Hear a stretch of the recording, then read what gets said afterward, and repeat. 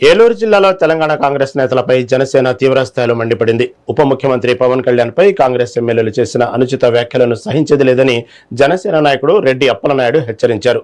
కేవలం పబ్లిసిటీ కోసమే కొందరు నేతలు పవన్ కళ్యాణ్ ను లక్ష్యంగా చేసుకుంటున్నారన్న, ప్రాంతాల మధ్య చిచ్చు పెట్టే ప్రయత్నాలు మానుకోవాలని అన్నారు. జనసేన క్రేజ్ చూసి భయపడే కాంగ్రెస్ విమర్శలు గుప్పిస్తుందని, సీఎం రేవంత్ రెడ్డి వెంటనే జోక్యం చేసుకుని తన పార్టీ ఎమ్మెల్యేలతో క్షమాపణ చెప్పించాలని ఆయన ఆగ్రహం వ్యక్తం చేశారు. ఏదో ఉద్రేహంలోనూ సరైనటువంటి సమాచారం లేకో ఏదో కమ్యూనికేషన్ ఇవ్వాలన్నటువంటి ఆలోచనతో మాట్లాడి ఉంటారు. ఆయన యొక్క వ్యాఖ్యలను ఆయన కూడా ఉపసంహరించుకున్నారు.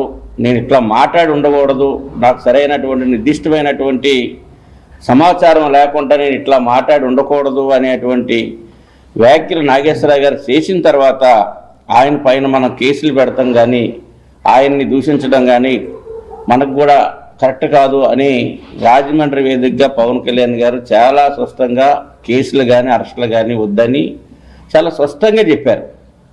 చెప్పిన తర్వాత ఇది ఎక్కడ ఈ సమస్య సద్దుమణిగిపోతుందో, ఈ సమస్యని ఇంకా మనం ఉద్రేత చేసి ప్రాంతాల మధ్యలో శిక్షలు పెట్టాలి, దానివల్ల లబ్ధి పొందాలని కొన్ని పార్టీలు అనేకమైనటువంటి విమర్శలు, అది సభ్య సమాజం యాక్సెప్ట్ చేసేటువంటిది కాదు, సహించేటువంటి కాదు, అట్లాంటి వ్యాఖ్యలు చేస్తున్నారు.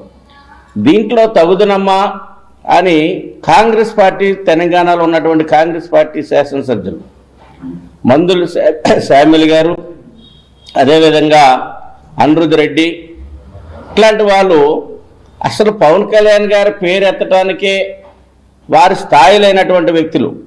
అక్కడ జనసేన పార్టీ తెలంగాణలో మొన్న సభ్యత్వ కార్యక్రమాల నమోదులో దాదాపు 4 లక్షల మంది సభ్యులుగా చేరారు.